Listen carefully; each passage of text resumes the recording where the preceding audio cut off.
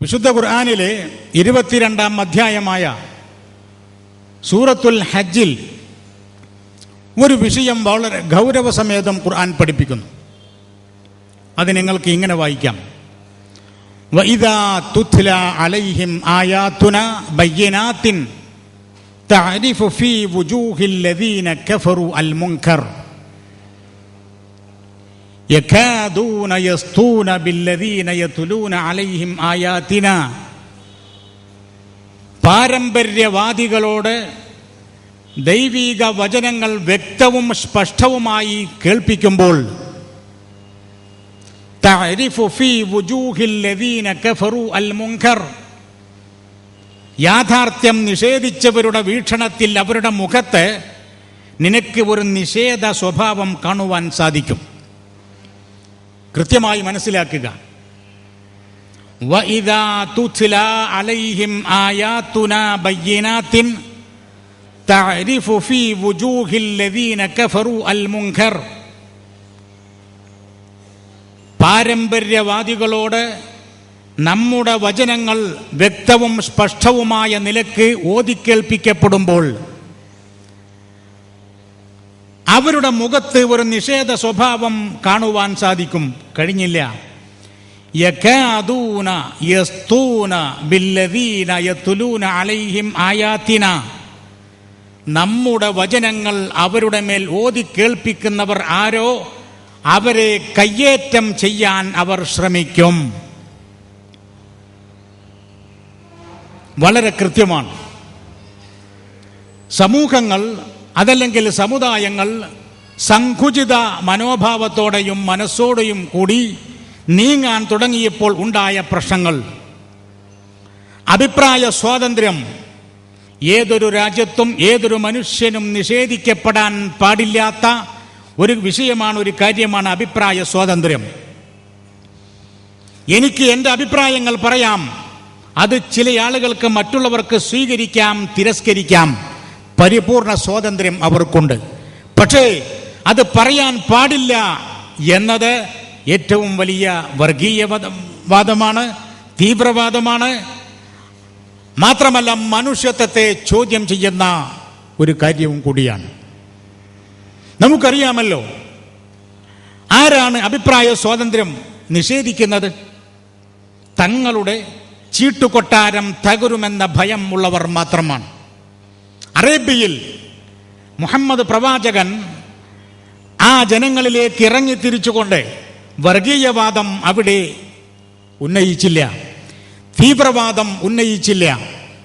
മറിച്ച് നിങ്ങൾ മനുഷ്യരാണ്, മനുഷ്യരായ നിങ്ങൾ മനുഷ്യത്വത്തോടുകൂടി ജീവിക്കണം.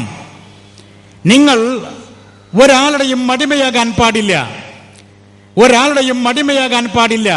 നിങ്ങളുടെ ഏക ഉടമ ഈ പ്രപഞ്ചത്തെ സംവിധാനിച്ച റബ്ബുൽ ആലമീൻ ആണ് എന്ന നഗ്നമായ സത്യം ആ ജനതയെ ഓതിക്കേൾപ്പിച്ചപ്പോൾ സത്യത്തിൽ പൂമാലയിട്ട് സ്വീകരിക്കേണ്ടതിന് പകരം വളരെ കുടുസായ ചിന്താഗതികളുടെ അടിമകളായി മാറിയതിൻ്റെ പേരിൽ പരിഹാസത്തോടു കൂടിയാണ് അതിനെ എതിരേറ്റത്. നമുക്ക് കാണാൻ സാധിക്കുന്നത് ഇതാണ്. എന്താ കാര്യം? അറേബ്യൻ ജനത നിസ്സാരമായ കാര്യങ്ങളിൽ വഴക്കടിച്ചും തമ്മിൽ തല്ലിയും യുദ്ധം ചെയ്തും വളരെ മോശമായ ഒരവസ്ഥയിലേക്ക് നീങ്ങിയപ്പോൾ ആ മനുഷ്യരുടെ മോചനത്തിന് വേണ്ടി ഉദയം ചെയ്ത പ്രവാചകനാണ് ഹസ്രത്ത് മുഹമ്മദ്.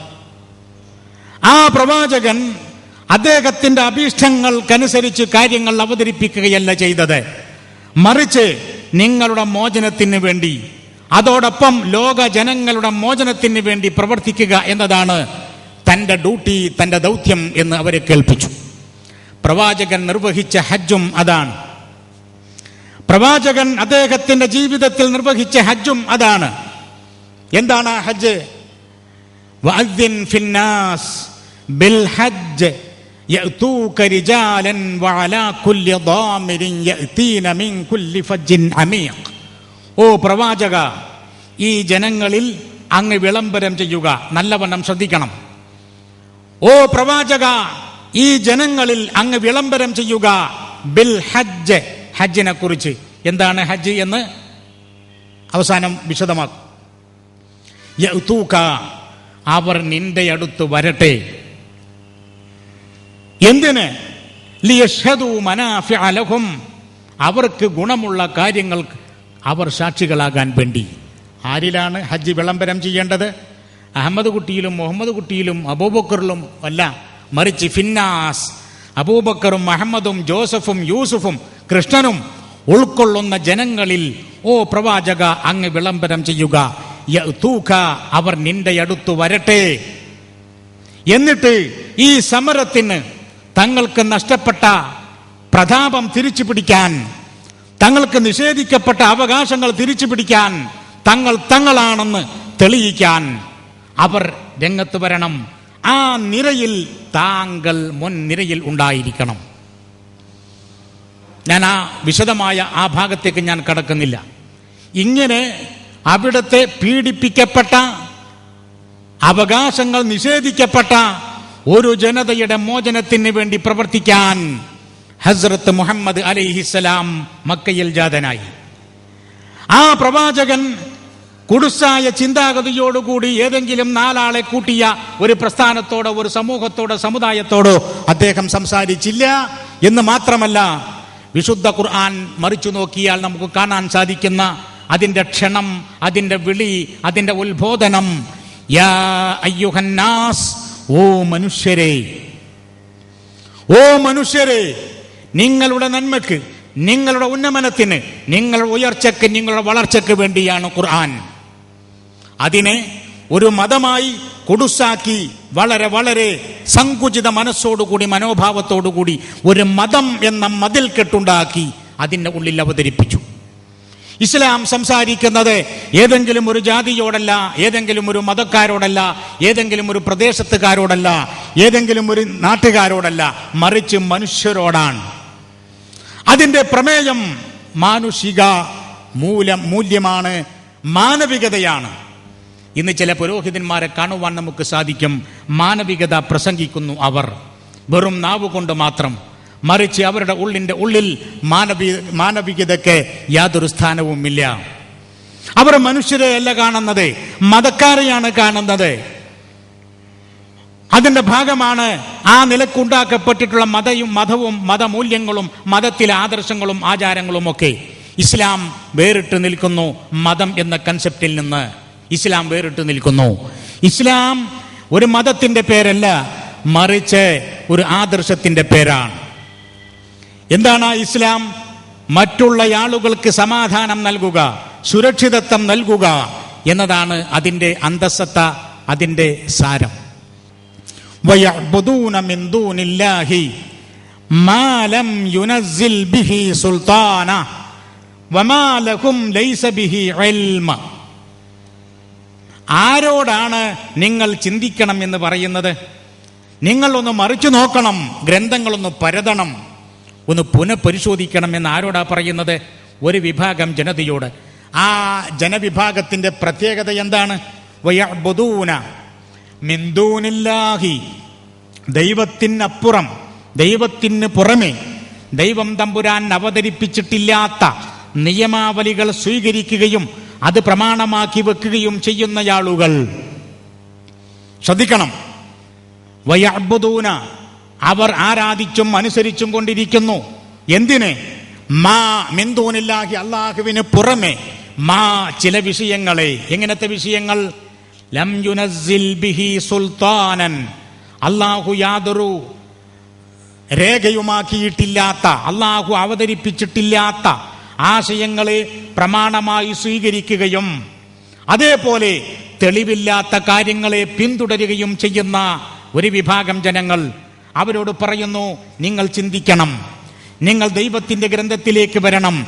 ഏക ഇലാഹിനെയാണ് നിങ്ങൾ അംഗീകരിക്കുന്നതെങ്കിൽ ഏക ഗ്രന്ഥത്തെയും നിങ്ങൾ അംഗീകരിക്കണം എന്ന അവസ്ഥ, എന്ന ചിന്താവിശേഷം അവരിലേക്ക് ഇട്ടുകൊടുക്കുമ്പോൾ യകാദൂന യസ്തൂന ബില്ലദീന യതുലൂന അലൈഹിം ആയാതിന, നമ്മുടെ വചനങ്ങൾ അവരുടെ മേൽ ഓതിക്കേൽപ്പിക്കുന്ന ആളുകളെ കയ്യേറ്റം ചെയ്യാൻ വരെ അവർ ശ്രമിക്കും എന്ന് ഖുർആൻ. സത്യത്തിൽ ഇതാണ് സംഭവിച്ചത്. യാഥാർത്ഥ്യങ്ങൾ അവതരിപ്പിക്കുന്നവരെ ഇല്ലായ്മ ചെയ്യുക എന്നത്. യുരീദൂന ലിയുത്ഫിഉ നൂറല്ലാഹി ബിഅഫ്വാഹിഹിം, ചില തൽപര കക്ഷികൾ സത്യത്തിന്റെ കെടാവിളക്ക് ഊതിക്കെടുത്താൻ ശ്രമിക്കും. പക്ഷേ വല്ലാഹു മുത്തിമ്മു നൂരിഹി, അല്ലാഹു തന്റെ പ്രകാശത്തെ പൂർത്തീകരിക്കുക തന്നെ ചെയ്യും. വലൗ കരിഹൽ മുശ്രികൂൻ വലൗ കരിഹൽ കാഫിറൂൻ, സത്യനിഷേധികൾക്ക് അത് വെറുപ്പാണെങ്കിലും അറുപ്പാണെങ്കിലും അത് പൂർത്തീകരിക്കുക തന്നെ ചെയ്യും. ഇത് അള്ളാഹുവിന്റെ പ്രഖ്യാപനമാണ്. എന്റെ പ്രിയപ്പെട്ട സുഹൃത്തുക്കളെ, നിങ്ങൾ ഖുർആനിലേക്ക് തിരിച്ചു വരണം. റീഡ് ഖുർആൻ, റിട്ടേൺ ടു ഖുർആൻ. നിങ്ങൾ ഖുർആൻ വായിക്കുക, ഖുർആനിലേക്ക് തിരിച്ചു വരിക. കാരണം വഅന്ന ഹാദാ സിറാത്തി മുസ്തഖീമൻ ഫത്തബിഊഹു വലാ തത്തബിഉസ് സുബുൽ ഫതഫറഖ ബികും അൻ സബീലിഹി ദാലികും വസ്വാകും ബിഹി ലഅല്ലകും തത്തഖൂൻ. വിശുദ്ധ ഖുർആൻ 6-ാം അധ്യായം 153-ാമത്തെ സൂക്തം.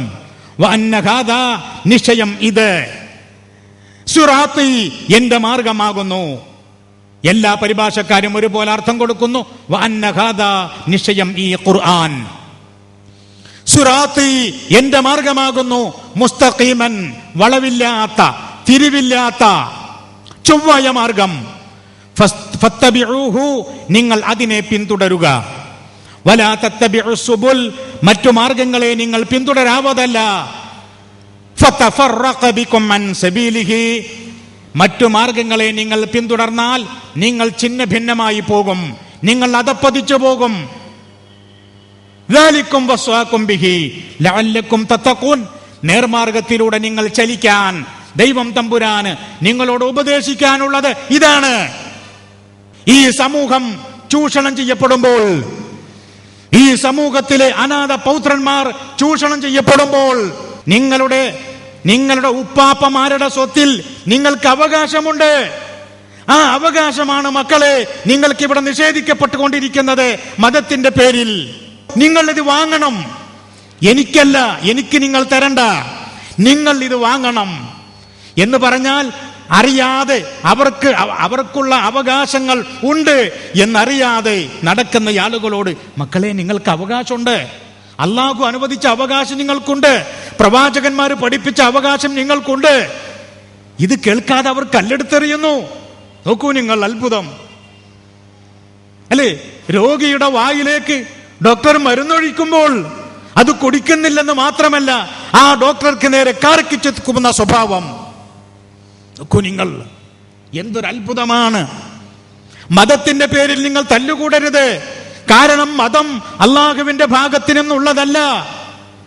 ഇന്നല്ലദീന ആമനു വല്ലദീന ഹാദു വന്നസ്വാറ വസ്സാബിഈന മൻ ആമന ബില്ലാഹി വൽ യൗമിൽ ആഖിർ വഅമില സ്വാലിഹൻ ലഹും അജ്റുഹും ഇൻദ റബ്ബിഹിം ലാ ഖൗഫുൻ അലൈഹിം വലാ ഹും യഹ്സനൂൻ.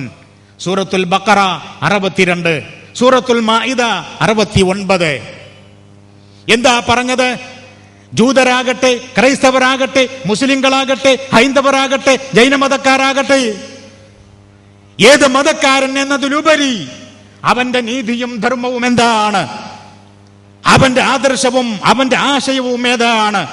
ഇതനുസരിച്ചാണ് വിജയപരാജയത്തിന്റെ അടിസ്ഥാനം. ഇന്ന മതക്കാരനായി എന്നതുകൊണ്ട് അവന് സ്വർഗം ലഭിക്കില്ല, നരകവും ലഭിക്കില്ല. അവന്റെ ആശയം, ആദർശം കുറ്റമറ്റതായിരിക്കണം എന്ന ലോകസുന്ദരമായ ആദർശം അല്ലേ?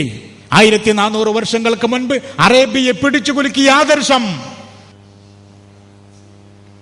മതത്തിന്റെ പേരിൽ കൊടികളുണ്ടാക്കി രാഷ്ട്രീയക്കാരെ പോലെ നിങ്ങൾ ചിന്നിച്ചെതിരിപ്പോകരുത്. അള്ളാഹുവിന്റെ തെറ്റുപറ്റാത്ത ഗ്രന്ഥം മുഹമ്മദ് നബിയെ നിങ്ങൾ കളിയാക്കരുത്. ഇന്ന് കാണുന്ന ഗ്രന്ഥങ്ങളിൽ മുഴുവനും വിശുദ്ധ ഖുർആനിന്റെ അപ്പുറത്തുള്ള ബുഖാരി, മുസ്ലിം, തുർമുദി, ഇബ്നു മാജ, നസായി, അബൂദാവൂദ് തുടങ്ങിയ സിഹാഉ സിത്തയിൽപ്പെട്ടതും അല്ലാത്തതുമായ ഗ്രന്ഥങ്ങളിൽ മുഹമ്മദ് നബി തികഞ്ഞ തമ്മാടിയാണ്, തികഞ്ഞ അക്രമിയാണ്, തികഞ്ഞ ക്രൂരനാണ്. ഉത്തരവാദിത്ത ബോധത്തോടു കൂടിയാണ് ഈ പറയുന്നത്. പക്ഷേ വിശുദ്ധ ഖുർആൻ മറിച്ചു നോക്കുന്ന വ്യക്തിക്ക് മുഹമ്മദ് നബി നമ്മുടെ മുന്നിലൂടെ നടക്കുന്ന ഒരു അവസരം കാണുവാൻ നമുക്ക് സാധിച്ചാൽ നമുക്ക് പറയാം, അതാ കൂട്ടരെ ഖുർആൻ നടന്നു പോകുന്നു എന്ന്. അല്ലേ? മുഹമ്മദുർ റസൂലുള്ളാഹി നമ്മുടെ മുന്നിലൂടെ നടക്കുന്നത് കാണാൻ നമുക്ക് അവസരം കിട്ടിയാൽ നമുക്ക് പറയാം, അതാ നടന്നു പോകുന്നു ഖുർആൻ, ഇതാണ് റസൂൽ. പക്ഷെ ആ റസൂലിനെ കുറിച്ച് തികഞ്ഞ തെമ്മാടിയെന്നും ക്രൂരനെന്നും ഇങ്ങനെ പല പല നിലക്കും. റസൂലിനെ പറ്റി ഖുർആൻ എന്ത് പറഞ്ഞു? വഇന്നക ലഅലാ ഖുലുഖിൻ അദീം, അത്യുത്തമ സ്വഭാവത്തിന്റെ ഉടമയാണ് അങ്ങ്.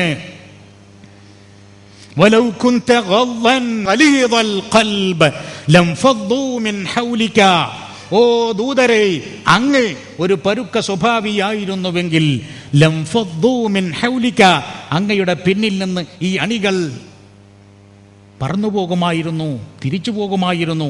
അവരെ താങ്കളുടെ പിന്നിൽ അണിനിരത്താൻ കാരണം അങ്ങയുടെ ഉത്തമ സ്വഭാവത്തിന്റെ മഹിമയാണ്. അങ്ങയുടെ നാവിലൂടെ നിർഗളിക്കുന്ന സുന്ദരമായ ആശയങ്ങളാണ്. വിശുദ്ധ ഖുർആനിന്റെ ആദർശം ലോകോത്തര ആദർശം.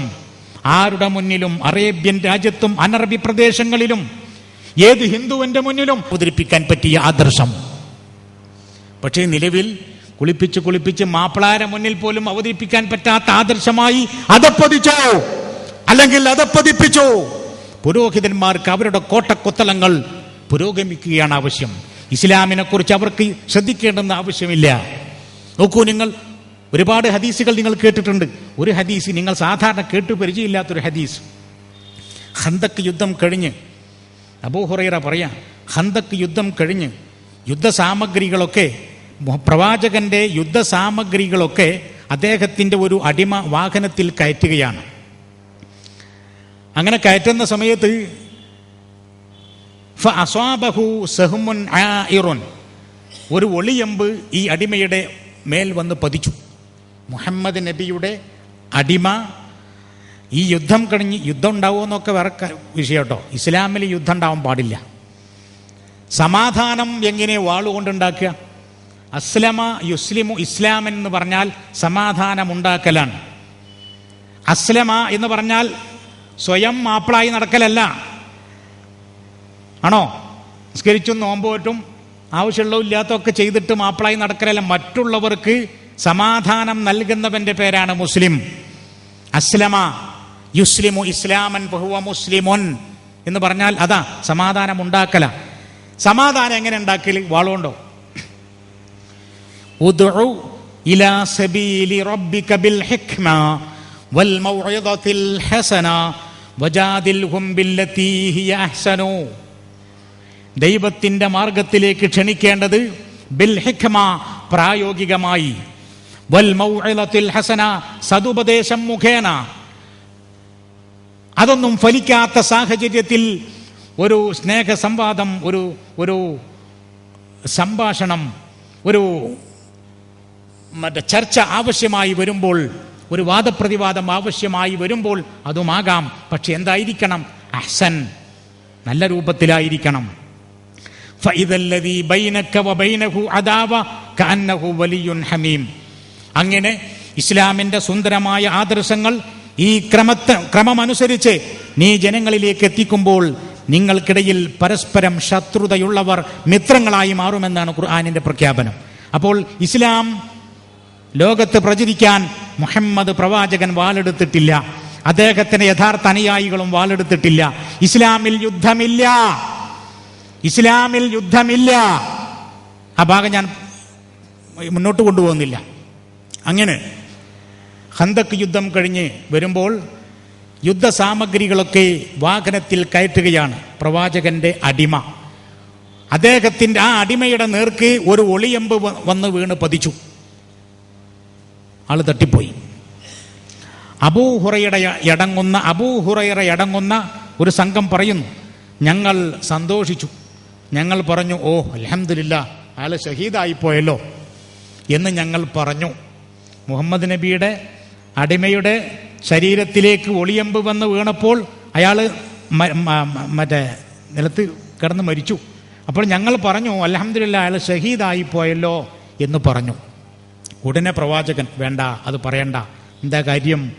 അങ്ങനെ പറയാനായിട്ടില്ല. ഇയാൾ ഹൈബർ യുദ്ധത്തിൽ നിന്നൊരു പുതപ്പ് കട്ടിട്ടുണ്ട്. ഹൈബർ യുദ്ധത്തിൽ നിന്ന് ഒരു പുതപ്പ് ഇയാൾ കട്ടിട്ടുണ്ട്. ആ കട്ട പുതപ്പ് നരകമായി ഇദ്ദേഹത്തിൻ്റെ മുന്നിൽ പ്രത്യക്ഷപ്പെടും എന്ന് പ്രവാചകൻ പറഞ്ഞപ്പോൾ ബുഖാരി. ഞാൻ ചോദിക്കുന്നത് എന്തറിയോ? അടിമ എന്ന് പറഞ്ഞാൽ നിങ്ങൾക്കറിയില്ലേ? അടിമ എന്ന് പറഞ്ഞാൽ നമ്മുടെ പ്രാഥമിക ആവശ്യങ്ങൾ പോലും നിർവഹിക്കാൻ കഴിയില്ല ഉടമയുടെ അധികാരമില്ലാതെ. ഒന്ന് അനങ്ങാൻ, ഒന്ന് തിരിയാൻ, ഒന്ന് മറിയാൻ, ഒന്ന് തുപ്പാൻ പോലും ഉടമയുടെ അവകാശവും അധികാരവും ഇല്ലാതെ സാധ്യമല്ല അടിമയ്ക്ക്. ഇതാണ് അടിമ.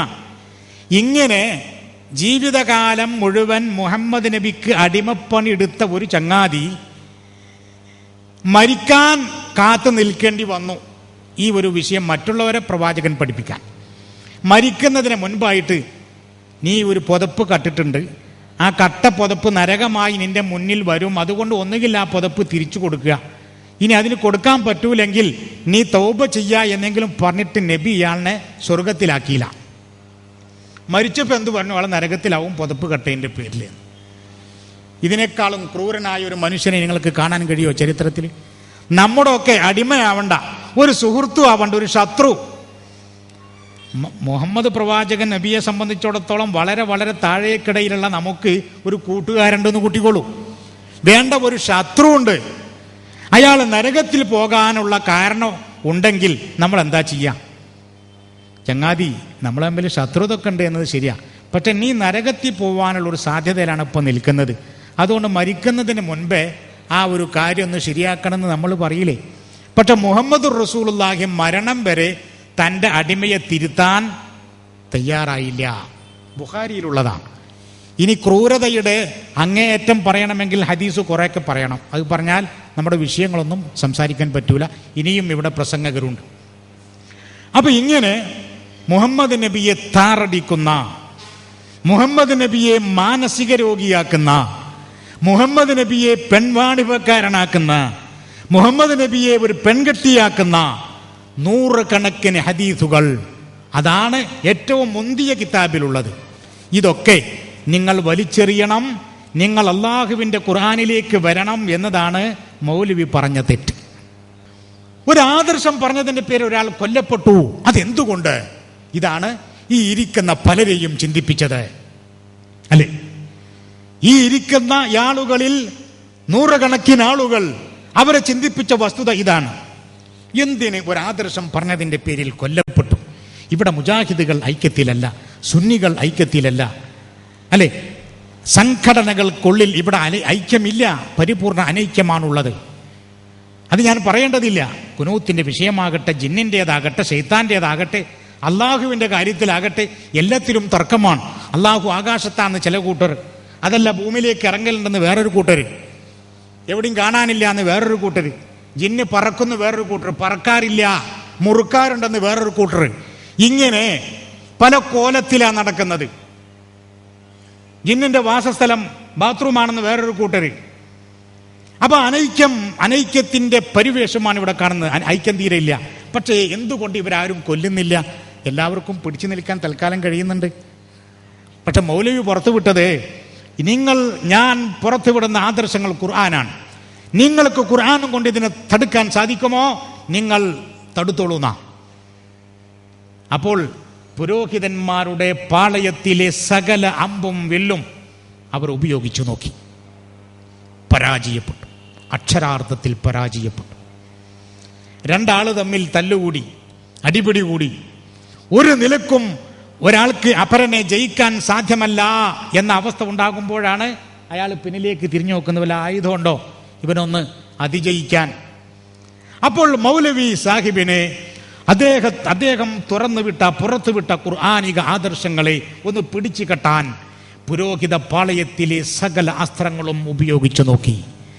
എല്ലാം മൂർച്ച കുറഞ്ഞു എന്ന് മാത്രമല്ല, എല്ലാം പൊട്ടിപ്പോയി. അവസാനത്തെ ആയുധമാണ് അദ്ദേഹത്തെ കൊല്ലുക എന്നത്. പക്ഷെ വിശുദ്ധ ഖുർആൻ നമ്മെ പഠിപ്പിക്കുന്ന എന്താ അറിയോ? ചില ആളുകൾ ജീവിക്കുമ്പോൾ തന്നെ മരിച്ചവരാണ്, വേറെ ചില ആളുകൾ മരിച്ചാലും ജീവിച്ചിരിക്കുന്നവരാണ് എന്നാണ്. വലാ തഖൂലു ലിമൻ യുഖ്തലു ഫീ സബീലില്ലാഹി അംവാത് ബൽ അഹ്യാഉൻ ഇൻദ റബ്ബിഹിം യുർസഖൂൻ. ദൈവമാർഗത്തിൽ കൊല്ലപ്പെട്ടുകൊണ്ടിരിക്കുന്നവർ മരിച്ചുപോയവരാണെന്ന് നിങ്ങൾ കരുതണ്ട. മറിച്ച് അവർ ഏതൊരു കാര്യത്തിന് വേണ്ടി അവർ പ്രവർത്തിച്ചുവോ ആ നിലക്ക് അവർ ജീവിച്ചിരിക്കുന്നവരാണ്. മൗലവി സാഹിബിന്റെ പേര് പറയാതെ ലോകം ഒരു ദിവസം ഉദിക്കുന്നില്ല, ലോകത്ത് സൂര്യൻ അസ്തമിക്കുന്നുമില്ല. ശരിയല്ലേ? ലോകം അവിടെ നിൽക്കട്ടെ. നമ്മുടെ കേരളത്തിൽ സൂര്യൻ ഉദിക്കുന്നുവെങ്കിൽ ആ ഉദിച്ച ദിവസം മൗലവി പറയപ്പെടുന്നുണ്ട്, അസ്തമിക്കുന്നുണ്ടെങ്കിൽ അവിടെയും പറയപ്പെടുന്നുണ്ട്. എന്താ കാര്യം? മൗലവിയെ എല്ലാ അർത്ഥത്തിലും കൊടുക്കാൻ ആഗ്രഹിച്ചവർ നമ്മുടെ കൂട്ടത്തിലുണ്ടായിരുന്നു. എങ്ങനെയെങ്കിലും ഒന്ന് കൊടുക്കാൻ, എന്തെങ്കിലുമൊക്കെ ഒരു കേസ് കൃത്രിമമായി ഉണ്ടാക്കിയിട്ടെങ്കിലും ഒന്ന് ജയിക്കാൻ. പക്ഷേ സാധിച്ചില്ല. നോക്കൂ സുഹൃത്തുക്കളെ, ഖുർആനാണ് ഇരുതല മൂർച്ചയുള്ള ഒരു സാധനമാണിത്. ഇത് ഭൂമിയിൽ നാം വെച്ചു പോകുന്നത് നിവൃത്തിയില്ലാത്തതുകൊണ്ടാണ്. ഇത് ഭൂമിയിൽ വെക്കാൻ മാത്രമുള്ള പരിശുദ്ധി ഭൂമിക്കില്ല, അത്രത്തോളം പരിശുദ്ധി ഖുർആനുണ്ട്. പക്ഷെ ഈ കൗമ്, നമ്മുടെ അയ്യുഹന്നാസ് എന്ന് പറയുന്ന കൗമ്, ഖുർആൻ കാണൽ രണ്ട് സമയത്താണ്. ഒന്ന് ഈ മാസം റമദാനിൽ അർത്ഥം അറിയാതെ ഇങ്ങനെ ഉരുവിടുക, അല്ലേ? ഉരുവിടുക, പിന്നെ കുരുവിടുക, ഇത്രേ ഉള്ളൂ. പിന്നെ ഒന്ന് ആരെങ്കിലും മരിക്കണം, അട്ടത്ത് കെട്ടിത്തൂക്കിയ ഖുർആൻ താഴത്തേട്ട് വരണമെങ്കിൽ ആരെങ്കിലും മരിക്കണം. അതേസമയം വിശുദ്ധ ഖുർആനിന്റെ ഒരു സൂക്തമെങ്കിലും പഠിച്ചിരുന്നെങ്കിൽ ഈ പുരോഹിതന്മാർ ഇസ്ലാമിൽ നിന്ന് ഇത്രത്തോളം അകലുമായിരുന്നില്ല. ഇന്ന ഹാദൽ ഖുർആൻ യഹ്ദീ ലില്ലതീ ഹിയ അഖ്വം വയുബശ്ശിറുൽ മുഅ്മിനീന അല്ലദീന യഅമലൂന സ്വാലിഹാത്തി അന്ന ലഹും അജ്റൻ കബീറ. സൂറത്തുൽ ഇസ്രായിലെ 9-ാമത്തെ സൂക്തം. ഇന്ന ഹാദൽ ഖുർആൻ, നിശ്ചയം ഈ ഗ്രന്ഥം, അതിന്റെ പിന്നാലെ മറ്റൊന്നും വേണ്ട, അത് സ്വയം നിലനിൽക്കാൻ സാധ്യമാകുന്ന കെൽപ്പുള്ള ഒരു ആദർശവും ആശയവുമാണ്. യഹ്ദീ ലില്ലതീ ഹിയ അഖ്വം, ഏറ്റവും സ്തുത്യർഹമായ മാർഗദർശനം ഏതോ, ഏറ്റവും അവലംബിക്കാവുന്ന ആദർശമേതോ ആ ആദർശത്തിലേക്ക് നയിക്കുന്നു ഈ ഖുർആൻ. വയുബശ്ശിറുൽ മുഅ്മിനീന അല്ലദീന യഅമലൂന സ്വാലിഹാത്തി, സൽപ്രവർത്തനങ്ങൾ ചെയ്തുകൊണ്ടിരിക്കുന്ന നല്ലയാളുകൾക്ക്, അള്ളാഹുവിന്റെ ഈ യാഥാർത്ഥ്യം അംഗീകരിച്ച് സുത്യർഹമായ പ്രവർത്തനങ്ങൾ ചെയ്തുകൊണ്ടിരിക്കുന്ന ആളുകൾക്ക് വമ്പിച്ച പ്രതിഫലമുണ്ടെന്ന വാഗ്ദാനവും അത് നൽകുന്നു. സനദില്ലാതെ നിലനിൽക്കാവുന്ന ഒരു ഗ്രന്ഥം. സനദ് എന്ന് പറഞ്ഞാൽ നിങ്ങൾക്കറിയാലോ, സനദ് എന്ന് പറയുന്നത് സ്വയം നിലനിൽക്കാൻ സാധിക്കാത്തത് കൊണ്ട് ഒരു ഊന്നുവടി, ഒരു താങ്ങുവടി വെച്ചു കൊടുക്കുമ്പോൾ അതാണ് സനദ്. ഹദീസ് സ്വയം നിലനിൽക്കാൻ സാധ്യമാകുന്നതല്ല, അതുകൊണ്ട് താങ്ങാൻ ഒരാൾ വേണം, അതാണ് സനദ്. പക്ഷെ ഖുർആൻ അതല്ല, സ്വയം നിലനിൽക്കാൻ ശക്തിയുള്ളതാണ്, അള്ളാഹുവിൽ നിന്ന് വിരുന്നു വന്നതാണ്. ലാ യഅ്തീഹിൽ ബാത്തിൽ മിൻ ബൈനി യദൈഹി വലാ മിൻ ഖൽഫിഹി, അതിൻ്റെ മുന്നിലൂടെയും പിന്നിലൂടെയും ഒരു ഭാഗത്തു കൂടെയും ബാത്തിൽ വരികയില്ല. അതിനെ നിർവീര്യമാക്കാൻ ഒരു ശക്തിക്കും സാധ്യമല്ല. ഇവിടുത്തെ സംഘടനക്കാർ ഒന്നടങ്കം വേണ്ട, ഇവിടുത്തെ നിലവിലുള്ള ഏതെങ്കിലും ഒരു സംഘടനക്കാർ വിചാരിച്ചാൽ നമ്മളെ ആകെ തറപറ്റിക്കാൻ സാധിക്കും, ഒരു കൊടുങ്കാറ്റ് കണക്കെ ഇങ്ങോട്ട് വന്നാൽ. പക്ഷേ തുലവും കുറഞ്ഞ ഖുർആൻ പ്രസ്ഥാനക്കാരെ തറപറ്റിക്കാൻ ഒരു സംഘടനയല്ല, ഇവരെല്ലാവരും കൂടി ജമാഅത്തായി വന്നാലും സാധ്യമല്ല. എന്തേ കാര്യം? അവരുടെ കയ്യിലുള്ളത് ഉറപ്പില്ലാത്ത, ശക്തിയില്ലാത്ത, നിലനിൽപ്പില്ലാത്ത, ഒരു സനതുണ്ടെങ്കിൽ മാത്രം നിലനിൽക്കുന്ന തുരുമ്പ് പിടിച്ച ഹദീസുകളാണ്. നമ്മുടെ കയ്യിലുള്ളത് അള്ളാഹുവിങ്കൽ നിന്ന് വരുന്നു വന്ന, അള്ളാഹു പറഞ്ഞയച്ച, അള്ളാഹു നമുക്ക് കൊണ്ടുതന്ന, ബാത്തിൽ പ്രവേശിക്കാത്ത ഖുർആനാണ്, ഇരുതല മൂർച്ചയുള്ള ഖുർആൻ. അതുകൊണ്ട് തന്നെ ഖുർആൻ പ്രസ്ഥാനക്കാർ ആദർശപരമായി ആൾബലമായി കുറവാണെങ്കിലും തകർക്കാനും തളർത്താനും ഒരാൾക്കും സാധ്യമല്ല. ഈ പുരോഹിതന്മാർ പഠിപ്പിച്ചത് വളരെ ഗൗരവമുള്ളൊരു പാഠമാണ്. നിങ്ങൾ പുരോഹിതന്മാരെ, നിങ്ങളെക്കുറിച്ച് പടച്ചോൻ പറഞ്ഞത് നിങ്ങൾ ശ്രദ്ധിക്കണം. ഇന്ന കസീറൻ മിനൽ അഹ്ബാരി വറുഹ്ബാനി ലയഅ്കുലൂന അംവാലന്നാസി ബിൽബാത്തിലി വയസുദ്ദൂന അൻ സബീലില്ലാഹ്. പുരോഹിതന്മാരിലും പണ്ഡിതന്മാരിലും അധികം ആളുകളും ബഹുഭൂരിപക്ഷം ലയഖുലൂന അവർ തിന്നുക തന്നെ ചെയ്യും അംവാലന്നാസി ജനങ്ങളുടെ മുതൽ ബിൽബാത്തിലി അന്യായമായി. ഈ പഹന്മാർ എവിടെയെങ്കിലും ഒറ്റയ്ക്കിരുന്ന് തിന്നുകയാണെങ്കിൽ കുഴപ്പമില്ല. പിന്നെയോ യസുദ്ദൂനാൻ സബീലില്ലാ ജനങ്ങളെ അള്ളാഹുവിൻ്റെ മാർഗത്തിൽ നിന്ന് പിഴപ്പിച്ച് കളയുകയും ചെയ്യും. ആ ഒരു പണിയും കൂടിയുണ്ട്. അള്ളാഹു പറയാണ് വിശുദ്ധ ഖുർആൻ 9-ാം അധ്യായം 34-ാം സൂക്തം, സൂറത്ത് തൗബയിലെ 34-ാം വചനം. ഇന്ന കസീറൻ ബഹുഭൂരിപക്ഷം 50-ൽ കൂടുതലുണ്ടാവണം അല്ലേ.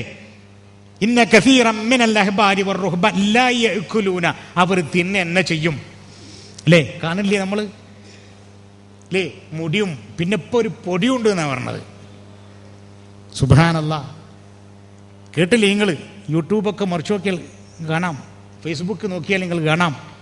നിർലജ്ജം പ്രസംഗിക്കുന്നു. പ്രിയപ്പെട്ട മുഅ്മിനീങ്ങളെ, എന്താണ് ഇപ്പോ മുടി മാത്രല്ല ഒരു പൊടിയും കൂടിയുണ്ട്. എന്നിട്ടോ ഏതാ പൊടിയെന്നറിയോ? മുഹമ്മദ് നബിയുടെ ഖബറിൻ്റെ തൊട്ടപ്പുറത്ത് ഉള്ള ജനലിൻ്റെ വടക്ക് ഭാഗത്തു നിന്നും തെക്ക് ഭാഗത്തു നിന്നും കാറ്റടിക്കുമ്പോൾ അവിടെ പൊടി കൂടുമത്രേ. പൊടി ഇങ്ങനെ തടിച്ചു കൂടും. ആ പൊടി ഇങ്ങനെ ഇങ്ങനെ തട്ടിയെടുത്ത് മുടിയിട്ട വെള്ളത്തിൽ ഈ പൊടി ഇട്ടിട്ട് അപ്പോൾ കൊടുക്കുന്നത്. ഒരു കാട്ടറായി അടിച്ച ലുക്ക് ഉണ്ടാവുന്നതാണ്. അതും കൂടി ഒരു അടിച്ചാൽ പിന്നെ സംസം വെള്ളം കൂട്ടുണ്ടത്രേ, വൃത്തിയായി. നോക്കൂ നിങ്ങൾ, 25,000 രൂപ ഒരു കുപ്പി വെള്ളത്തിന്. ഇതിലും നല്ലത് മക്കളെ കുറച്ച് നല്ല വാങ്ങി അടിച്ചോളി. ഇത്ര പൈസയും കൊടുക്കണ്ട അല്ലേ. എന്നാ ഒരു കാര്യങ്ങളും പറയാം. കാരണം അറബികളൊക്കെ കള്ളുടിച്ചിരുന്നു. നബിയുടെ കാലത്തും കള്ളുടി ഉണ്ടായിരുന്നു എന്നെങ്കിലും പറയാലോ. പക്ഷെ നബിയുടെ കാലത്ത് മുടിക്കച്ചവടം ഉണ്ടായിരുന്നില്ല. എങ്ങനെ കളിച്ചാലും ഉത്ബുദ്ധരായ നമ്മുടെ ഈ രാജ്യത്ത് അല്ലേ 100% സാക്ഷരത കൈവരിച്ച നമ്മുടെ ഈ രാജ്യത്ത് ഇത്തരം പുരോഹിതന്മാർ ഈ രൂപത്തിൽ കളിക്കുമ്പോൾ ഇതിൻ്റെ അർത്ഥം എന്താ ഇതിൻ്റെ അർത്ഥം? ഈ നാട്ടിലുള്ള ആളുകളൊക്കെ ഒന്നിനും കൊള്ളാത്തവരാണെന്നല്ലേ. അപ്പോൾ ഒരാൾ വിചാരിച്ചാൽ അതിന് ഭരണകൂടം പോലും ഒത്താശ ചെയ്യുന്നു. അപ്പോൾ ഇവിടെ ഭരണമുണ്ടോ? ഇവിടെ ക്രമസമാധാന നിലയുണ്ടോ? ഇവിടെ എന്താ ഈ നടക്കുന്നത്? ഒരു മുസ്ലിയാർ വിചാരിച്ചാൽ ഈ കോലത്തിലൊക്കെ ആക്കിയെടുക്കാൻ പറ്റുമെന്ന് വിചാരിച്ചാൽ. അപ്പോൾ സുഹൃത്തുക്കളെ, സംശയമേതും വേണ്ട. നമ്മെ നാം ആക്കി മാറ്റാൻ, നമുക്ക് നല്ല സംസ്കാരം പഠിപ്പിക്കാൻ ഉതകുന്ന ഒരേ ഒരു ഗ്രന്ഥം അള്ളാഹുവിൻ്റെ തെറ്റുപറ്റാത്ത ഗ്രന്ഥമായ ഖുർആനാണ്.